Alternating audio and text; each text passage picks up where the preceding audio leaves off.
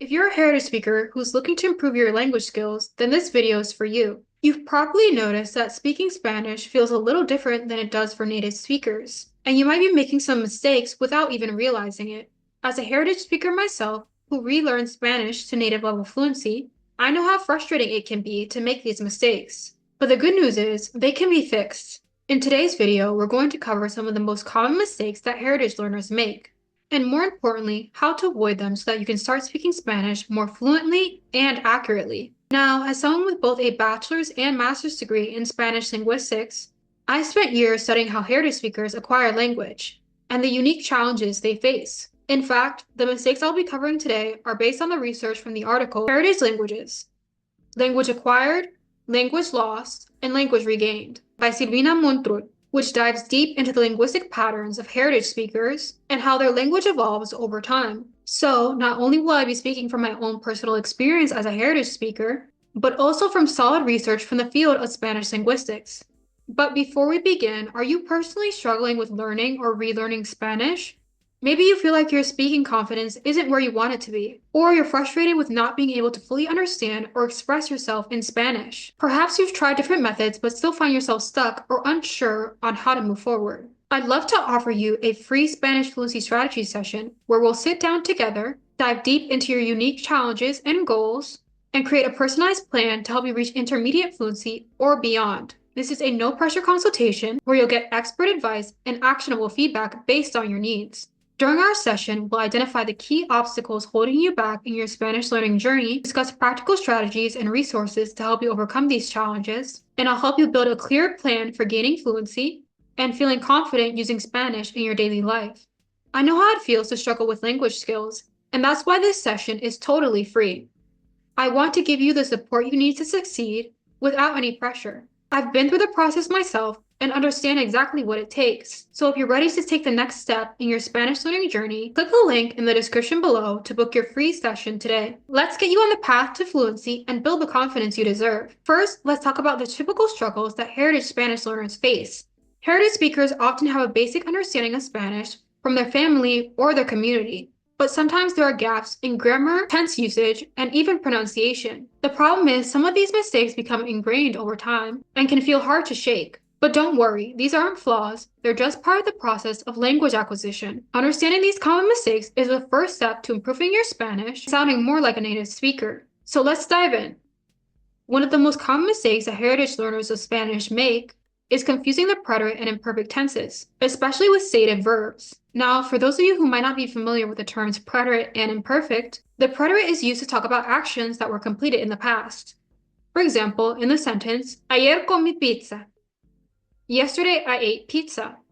Here we would use the preterite because it's an action in the past that happened and was completed. The action has a definite ending in the past. However, the imperfect describes ongoing or habitual actions in the past. Por ejemplo, for example, cuando era niña, comía pizza todos los días. When I was a child, or when I was a little girl, I ate pizza every day. Here, because we are using the phrase todos los días, every day, and we are talking about a habitual action that happened in the past, we would need to use the imperfect tense instead of the preterite. A lot of heritage speakers mix up the preterite and the imperfect, especially when talking about states or conditions, such as in the sentence, yo estaba feliz ayer. I was happy yesterday. Here, it would be more correct to use the preterite form instead of the imperfect. So the more correct way to say this sentence would be, yo estuve feliz ayer. I was happy yesterday, because it's a specific completed action in the past. Now, if we were talking about being happy as a continual action in the past, then we could use the imperfect. The sentence would be correct. For example, if we wanted to say, when I was a child, I was happy every day, we could say, cuando era niña, estaba feliz todos los días. When I was a child or when I was a little girl, I was happy every day. Because in this case, the state of being happy is a continual action in the past, which we can see through the use of the phrase todos los días, every day, we can use the imperfect instead of the preterite. So to avoid this mistake, remember, if you're describing a completed action or something that happened once in the past, use the preterite tense. If it's an ongoing action or something that happened habitually in the past, use the imperfect tense. Another mistake many heritage learners make is losing the subjunctive mood, or not using it where it's required. The subjunctive is used in situations of doubt, desire, emotion, or uncertainty, and it's really important to get it right if you want to sound more fluent. For example, a heritage speaker might say something like, Espero que ella está bien, to say, I hope that she is all right. However, the more correct way to say, I hope that she is all right, would be, Espero que ella esté bien. Because after phrases like, I hope that, espero que, we need to use the subjunctive form. The subjunctive can be tricky for heritage learners, especially if it wasn't used regularly in your home or community. To avoid this mistake, when you're talking about things that are uncertain, doubtful, or emotional, always check if you should be using the subjunctive mood instead of the indicative. It'll make a big difference. If you're watching this and realizing that your Spanish isn't where you want it to be, whether you're struggling with speaking, understanding, or just feeling stuck, you're not alone. I've been there, and I want to help you overcome these hurdles. That's why I'm offering a free Spanish fluency strategy session. During this session, we'll tackle the challenges you're facing and come up with a personalized plan to get you back on track to fluency. No pressure, just real, actionable advice to help you move forward. So if you're ready to get unstuck and start seeing real progress, click the link in the description below to book your free session today. Let's work together to create a plan that works for you. Now let's talk about the uses of the verbs estar and ser, which both mean to be in English. Many heritage learners mistakenly use the verb estar in situations where the verb ser should be used. The verb ser is used for permanent or inherent characteristics. Por ejemplo, for example, yo soy inteligente. I am intelligent. While estar is used for temporary conditions or states. Por ejemplo, yo estoy cansada. I am tired. But sometimes heritage speakers mix them up. For example, you might hear someone say, yo estoy inteligente, when really it should be, yo soy inteligente. Because here, intelligence is a permanent trait or characteristic, which means we would need to use the verb ser, and using the verb estar to mean to be in this situation would be considered incorrect. To help you remember the uses of the verb ser, you can use the acronym DOCTOR, which stands for descriptions, occupations, characteristics, time, origin, and relation.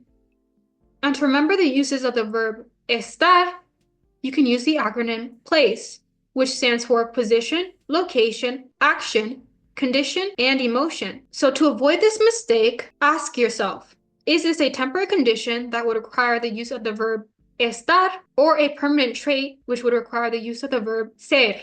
If you're describing something permanent or inherent, use the verb ser. Another common mistake is removing the word que, meaning that in English, in complement clauses. For example, instead of saying, yo creo que ella no la quiere ver, a heritage speaker might say, yo creo no la quiere ver. The missing que makes the sentence sound incomplete. To avoid this mistake, always check if you need the complementizer que, meaning that, to make the sentence more accurate. This helps make your Spanish sound more fluid and grammatically correct. Finally, let's talk about the overuse of overt subject pronouns. In Spanish, it's oftentimes unnecessary to use the subject pronouns because the verb conjugations already tell us who the subject is. For example, in the sentence, yo pienso que yo me olvido el español. I think that I forget my Spanish. The use of the pronoun yo before me olvido is redundant because the overt subject pronoun yo at the beginning of the sentence and the conjugation of the verb pensar, to think, into the first person singular of the present tense, pienso, already indicates that the subject is I. Heritage learners sometimes add this subject pronoun in places where it's not needed, which can make the sentence sound unnatural or awkward. To fix this, get comfortable with removing the subject pronouns, especially when the verb conjugation already clarifies the subject. Now, these are just a few of the most common mistakes that heritage learners make. But the good news is they're all totally avoidable with the right practice and understanding. And if you want to learn more about how to fix these mistakes and gain confidence in your Spanish, I invite you to sign up for a free Spanish fluency strategy session.